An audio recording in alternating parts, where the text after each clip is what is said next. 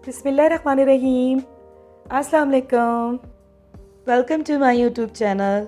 कैसे हैं आप सब? आज मैं आपके लिए भिंडी गोश्त की रेसिपी लेकर आई हूँ। तो बहुत ही मज़ेदार भिंडी गोश्त रेसिपी आज हम बनाएंगे। तो चलिए स्टार्ट करते हैं। अगर आप मेरे चैनल पर नए हैं तो चैनल को सब्सक्राइब कीजिए और बेल आइकन के बटन को क्लिक कीजिए। वीडियो अच्छी लगे तो उसे लाइक एंड शेयर करना ना भूलें। तो सबसे पहले हमने फ्लेम पे पैन रखना है। इसमें हम ऐड करेंगे कुकिंग ऑयल हाफ कप और कुकिंग ऑयल को हमने गरम कर लेना है। ऑयल गरम हो गया है। अब हम इसमें ऐड करेंगे अदरक लहसुन का पेस्ट 2 टीस्पून लिया है मैंने और इसको हमने ऐड कर देना है। इसको हम फ्राई करेंगे। सिर्फ 1 मिनट के लिए हमने इसको फ्राई करना है। तो ये देखिए इसका कलर चेंज होने लगा है। अब हम इसमें ऐड करेंगे मटन लिया है मैंने 700 ग्राम और ये मिक्स बोटी है। आप इसको बीफ में भी बना सकते हैं। तो मटन ऐड करने के बाद हमने इसको अच्छी तरह मिक्स करना है और इसको हम फ्राई करेंगे जब तक कि मटन का कलर चेंज नहीं हो जाता। तो 2 से 3 मिनट हमने इसको फ्राई करना है।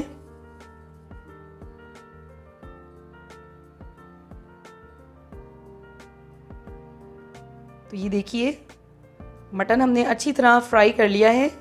इसका कलर भी चेंज हो गया है।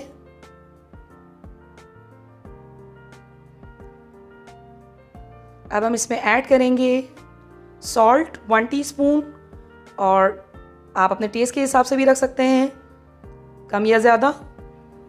और सुर्ख लाल मिर्च पाउडर लेंगे 1.5 टीस्पून। मिर्च भी आप अपने टेस्ट के हिसाब से कम या ज़्यादा रख सकते हैं। हल्दी पाउडर लेंगे 1/4 टीस्पून और इसके साथ ही हम इसमें ऐड करेंगे धनिया पाउडर 1 टीस्पून और तमाम इंग्रेडिएंट्स हमने ऐड कर दिए हैं। इसको अच्छी तरह मिक्स कर लेंगे और इसको हमने अच्छी तरह फ्राई करना है। इसमें हम ऐड करेंगे हाफ कप मैंने लिया है टमाटर का पेस्ट। आप इसमें दही भी ऐड कर सकते हैं। मैंने सिंपली टमाटर लिए थे, उसको मैंने ब्लेंड कर लिया था और उसका पेस्ट बना लिया था। आपके पास अगर दही अवेलेबल है तो आप उसमें दही भी ऐड कर सकते हैं और इसको अच्छी तरह हमने फ्राई करना है। तो ये देखिए हमने बहुत अच्छी तरह इसको मिक्स किया, फ्राई किया। इसका ऑयल सेपरेट हो गया है।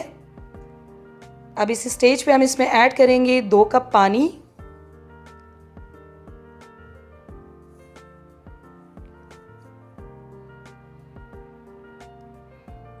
और इसमें 2 कप पानी ऐड करने के बाद हम इसको कवर कर देंगे और हमने इसको कुक करना है जब तक गोश्त अच्छी तरह गल नहीं जाता और थोड़ी सी इसकी ग्रेवी रह जाए।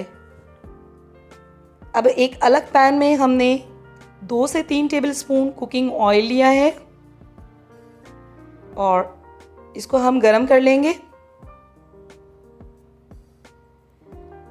और इसमें हम भिंडी फ्राई करेंगे। हाफ kg भिंडी ली है मैंने और इसकी मैंने टेल एंड टॉप रिमूव कर दिया था।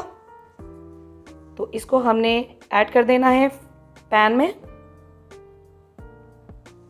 और इसको हमने स्लाइटली गोल्डन फ्राई करना है।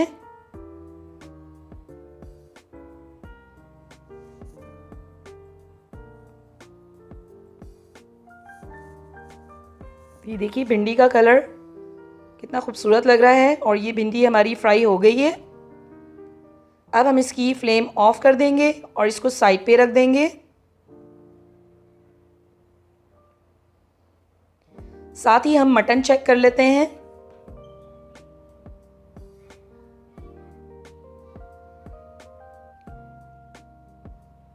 तो ये देखिए मटन की बोटी बहुत अच्छी तरह गल गई है। अब हम ऐड करेंगे इसमें हाफ कप मैंने ली है फ्राई की हुई प्याज और इसको मैंने इस तरह दरदरा सा कूट लिया था। इसको हमने पेस्ट नहीं बनाना है। तो ये ऐड कर देंगे इसमें हम, और इसको हम अच्छी तरह मिक्स कर लेंगे।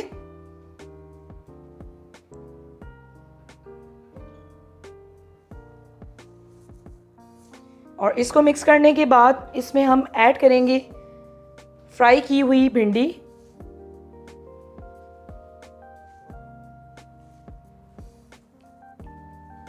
और इसको हमने मिक्स कर लेना है।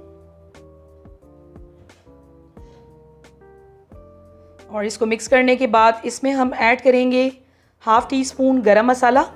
और गरम मसाला आपने ज़्यादा नहीं लेना है, वरना भिंडी गोश्त का कलर डार्क हो जाएगा। तो आपने सिर्फ हाफ़ टी स्पून इसमें ऐड करना है। और इसको हमने कवर करके 1 से 2 मिनट के लिए दम देना है इसको। तो ये 1 से 2 मिनट हो गए हैं। तो ये देखिए मज़ेदार सा भिंडी गोश्त हमारा रेडी हो गया है। और इसकी ग्रेवी आप अपने हिसाब से कम या ज़्यादा रख सकते हैं। इसकी कंसिस्टेंसी चेक कीजिए आप। मुझे इसकी ग्रेवी इतनी पसंद है तो मैंने इतनी रखी है, आप इसको कम या ज़्यादा भी कर सकते हैं। तो ये रेडी हो गया है मज़ेदार सा भिंडी गोश्त। आप इसमें ऐड करेंगे हम फ्रेश कोरिएंडर चॉप किया हुआ, इसको हम गार्निश करेंगे चॉप्ड कोरिएंडर से। और इस भिंडी गोश्त को आप सर्व कर सकते हैं बॉइल्ड राइस के साथ या फिर नान के साथ, दोनों के साथ ही ये बहुत मज़ेदार लगेगा। अगर आपको मेरी रेसिपी अच्छी लगे तो उसे लाइक एंड शेयर कीजिएगा। अपना बहुत सारा ख्याल रखिएगा। मिलते हैं अगली वीडियो में, तब तक के लिए अल्लाह हाफिज़।